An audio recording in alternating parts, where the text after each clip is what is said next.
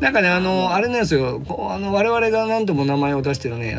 ダン・オバノンがね85年にバタリアンってのを撮ってんだよね。で僕ちょっといろんな絵覚えてないんだけど、これもなんか戦争で作った細菌兵器の何かウイルスが広がっちゃってゾンビが出るみたいな話だったと思うんだけど、なんかこの映画で初めてゾンビが走るみたいな描写があったような気がするんだけ入るうちから走ってるんですね。走ってるゾンビはもうだからまあ走るのがマストになったのはもっと後だと思うんだけど。いやでもそれこそ自分が初めて見たら今回のほど28日後が初めて走るゾンビで驚愕でしたね。ゾンビは走るんだと思って、みんなおーってゆっくりのイメージだったのが全力疾走してくるゾンビを見て28日後はもう怖かったですね。バタリアンも走ってんのか。いやわかんない、走ったような気がするんだけどね。走ったような気がする。それこそそれからもうなんか今はもうワールドウォー Z みたいにゾンビ津波と呼ばれるぐらいみんな全力疾走をしますからね。なんかやっぱりこうワールドウォー Z とかレジェンドなんだっけアイアムレジェンドああいうのになるとさ、はい、なんかこう結構すごいもうパンデミックをすごい意識してるよね、なんかやっぱりね。そうですね、また違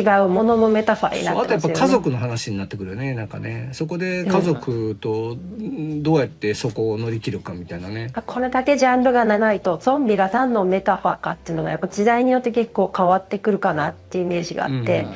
それこそ一番最初の時って、みんなが思想をやめて同じ動きをするっていうのは、今までのこう作品でもよく出てくる資本主義、社会主義的なものなのか、わりかし近年のは、ウォーキングデッドとかだと、逆に資本主義とかどんなに間違ってても多数には負けちゃうみたいな、そういうものが怖かったりとか、なんかいろんなこうその時代時代の怖さっていうところで、今は結構その病原菌だったりとかっていう。あとやっぱりね、最近だとやっぱりね、その壊れていく世界みたいなのがさ、やっぱり多いのかなって気がするね。だからこうパンデミックによって壊れていく世界が壊れていくとか、あとはなんかその感染力の速さみたいなのはね、今のさ我々コロナをさ一回その通過した我々の目からするとさ、非常にリアルで感じるっていうこととか、あとはその感染が広がるっていうのは、メタファーであってね、最近はその例えば我々の意図しないところで、例えば SNS みたいなものでね、何かの情報が広がると全然コミュニケーションが取れないような社会状況になってしまうみたいなことがね、結構みんなの中にリアルに感じられるっていうことじゃないのかなって気がして、このゾンビっていうのがすごく現代を破壊する何かのメタファーとしてすごくリアルに今感じるっていうのかな。会員にここまで壊れてしまうのかっていう、もっと強いと思っていたこの現実というか、この今生活が意外とこんな簡単にここまで変わってしまうっていうところは結構、そこでなんか家族が離れ離れになってしまったりさ、あるいは知ってる人がさ何かこうコミュニケーションが取れないようなことになってしまったりとかさ、あるいはなんかこうあるところが分断されてしまってそこにはもう行けなくなってしまうとかさ、単純にそのウイルスでパンデミックになったっていうことだけじゃなくっていろんなその社会のそのなんかこう装置でいつでもそういうことになり得るっていう世界に我々は暮らしてるっていうのが非常にこうリアルに感じるっていうのかな。ゾンビはそういうことを表現するためのこうメタファーとか装置として非常になんかこう今みんなの中にリアルに存在してるってことかなっていう気がするよね。これから作るの大変だろうなっていうのは正直ありますよね。逆に昔の映画見てると、なんかここで止めろよとか、この感染って分かってんだったらちゃんとマスクしろよとかそれこそ28日後とか28週後だってかな、なんかこう、感染経路が分かって目に入ったり口に入ったり相手の血が入るだけで感染すると分かってんのに、すぐだからヘルメット取ったりとかしながら戦ってて血しぶきを受けたりしてて手洗いうがいしないのみたいなちょっと思ったんですよねスルーする類。そういった意味だと28年後はそのコロナ終わった後に作られてるから、もちろんそこは結構意識してるんじゃないかなって気がするね。だからそういうことがなんかこう例えば現実問題のパンデミックがさこうちょっと収束したからといってもさ、なんかこう一回社会が壊れてしまってたらさ、一体それが壊れてしまうっていうのはどういうことなのかとかさ、そういうこともまあ表現する装置として使われるのかなって気がするしね。なんかでもゾンビものって毎回思うんですけど、終わり方がこのままでバッドエンドか解決ってまずないよなって思うんだけど、ゾンビものの難しいところって終わり方のこれ綺麗に終わったなっていう作品があんまなくないですか？まず解決したっていう終わりって俺見たことないような気がするんだけど、さっきちらっと上がった「ショー・オブ・ザ・デッド」が確か唯一って言っていいのかな、唯一って言うと多分他にもあるのかもしれないですけど、なんか鎮圧できましたちゃんちゃんみたいな、あえてあれはその異種返しというかギャグになってるのかなっていう、ああいうコメディじゃない作品で沈静化させました、世界は平和になりましたって、なんかやっぱ嘘くさくなっちゃうのかな。ゾンビもの終わらせ方が難しいイメージあります。ジャンルではありますよね。監督だったらどうします？監督ゾンビものやったことないですよ、ゾンビものってあり、終わらせ方難しいですよねこれ。終わらせ方これ難しいですよね。まあその現実問題がさ、その日本だけじゃなくて世界全体を見た時にさ、どんどんなんか壊れていってるように見えたりするのが今じゃないですか。そうそうそう、そうでどんどんいろんなものが拡散して、なんかいろんな断絶が起こってて、それがいろんななんかこう悲劇を起こすみたいなことはさ、今結構リアルに感じる時代なんでね。だから今ゾンビはフィクションだけど、現実でさ解決できないことをさフィクションで解決するとさ嘘くさくなるんで、それはやっぱりどうやってもなんかこんだけ現実をなんかメタファーとして使ってるとさ、それは解決したって終わり方にはならないよなっていう気がしていいとこだからどっかの孤島に逃げましたとかさ、ちょっと山奥に逃げましたとか、そういう話になるとか、そんなことじゃないのかって気がするんだけど、昔のモンスターだったらそいつを倒して終わりができるけど、ただそこはできないっていうところが難しいですよね。あとはもうなんかすごくミニマムな話にして、そのアポカリプト的な世界の中で個人の関係性の中でどう成長するかっていうことしか描けないもんね、やるとしたら。状況は変わらないけど、そうすごく個人的な話では何か成長とかありましたよみたいなところしかなくないっていう、監督好きな他になんかそのゾンビ映画ってあるんですか？好きと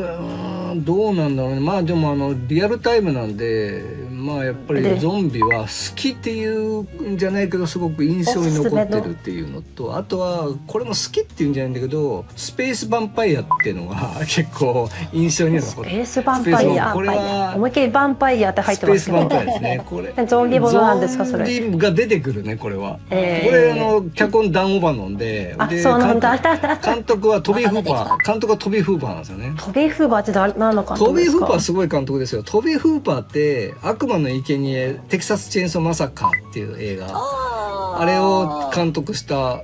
人ですよ。で、そうだからあれもさジャンルを作ったじゃないですか、一つのねジャンルを作って、でその後に作ったのがまあ揉めたって噂だけどポルターガイストですよ。すご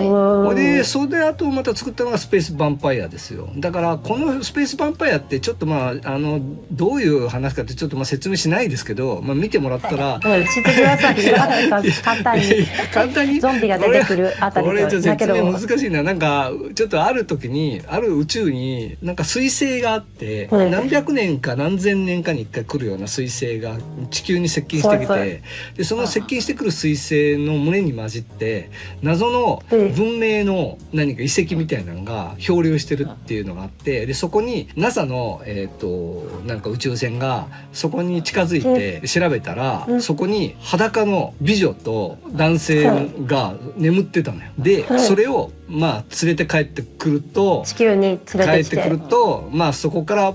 まあパンデミックが起こるって話なんだけど、問題はですよ、問題はそこはあくまでもそういう話なんですよ。問題は裸のその美女がまあ中学生が好きな感じですよ。見たね。これは宇宙コンピューターで検索してくださいよ、これスペースヴァンパイア。各自ちょっとコンピそうだね、ューターで各自見てもらおうかなそれは。でもこのトビー・フーパーすごい監督だと思うね。マチルダ・メイっていう人がね、スペースヴァンパイアのその例のそのヒロインなんですけど、そのスペースヴァンパイアのまあリーダーみたいなやつなんですけど、それがねもうねとにかくちょっと宇宙コンピューターで検索すると淀川長春さんの解説とかも多分あると思うんだけど、それもすごいですね。スペースヴァンパイアで出てきた画像からちょっと察しますね。ジャケットでなんとなく察しますね。これはすごい。でもこれもね僕すごいね思うんだけど、ジャンルを作ったんでね、この後結局スピーシーズとかが作られるようになったんで、これもジャンルを作ってるんだよね。ああ、なるほど。ちょっとセクシーな。ね、エイリアンがセクシービジョンになってその人々の生を吸うみたいなさ。ああ、なるほど。そうこれはちょっと中学生ドキドキしめちゃいますね。なるほど。ハセコはなんか好きなやつあるの？自分わりかしゾンビもの好きで、キューバさんのゾンビもの好きですね。キューバさんのやつ知ってます？ゾンビ革命だからやっぱさっきもその話したその28日号がイギリスならではの設定をゾンビものに入れてるよっていうものと同じ感じで、キューバ産のゾンビものの映画があって結構前に見たしかないから思い出せないんだけど、そうゾンビって言葉を知らないのよ。アメリカの文化が全然わかんないから。でなんて呼んでたかな、なんか資本主義者とかなんかそういうゾンビっていう言葉を使わない、違う言葉でずっと言ってて、でアメリカ人がこう旅行してて「おいゾンビが来てるぞ」って言っても「は何を言ってんだ」みたいな、そこのまず言葉が通じないっていうところだったりとか、ストーリーのは基本的に「ドーム・オブ・ザ・デッド」ほぼ忠実に展開とか守ってるんだけど、ちゃんとそれがキューバだったらこうなるよねっていうような展開に。ゾンビものを知ってるものは人はドーブ・ザ・デッドの流れの通りに進むんだけど、全部そこの答えがキューバならではの答えになってるみたいなところが、ね、キューバならでは。そう面白いです。でやたらともうすぐモヒート飲んで立てこもろうぜみたいな話になったりとかでなんかこう車を大体みんなこう改造するじゃん。それも結構レトロなキューバだからすごい古い車を使ったりとか、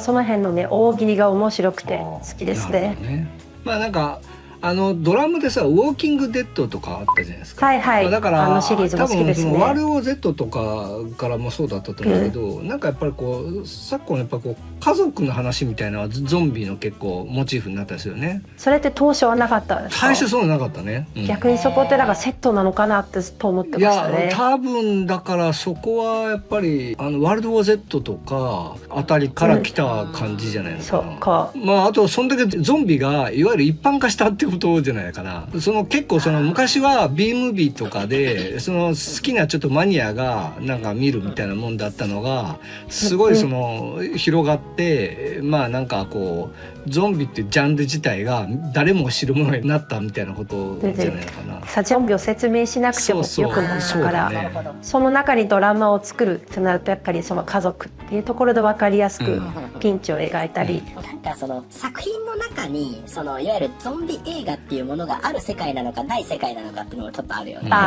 ゾンビランドとかはね、あれゾンビランドどっちだっけ？ある方じゃなかったっけね。ショー・オブ・ザ・デッドもゾンビがある世界だから、ゾンビ映画ってものがある世界だから、ゾンビって言いそうになったらそれは言うなっていうギャグが劇中にあったりするし、やっぱこう社会のさなんかそういうこう通念とかさ、こう社会自体が文明が壊れていくとか社会が壊れていってで最後残ったさ家族っていうさそのつながりとかコアをさその社会とか文明が壊れていく中でなんとか守ろうとするっていうのがワールド Z ぐらいからのなんかゾンビの見せ方なのかな、そうかもしれないですね。社会っていうところで一番ミニマムなのが家族っていうところだから、そう家族でそこの危機をどう乗り越えるかみたいな話、じゃあこう言えばそこさえ守ってればちゃんとそこの先に社会を守れる戻せる何かこう希望があるみたいな、希望がねかすかにそこに希望があるみたいなね、小さなことからコツコツと確かに28年後楽しみですね。どうなるんですかね。自分としてはやっぱそのオチどうすんだろうって気になります。チャンネル登録高評価よろしくお願いします。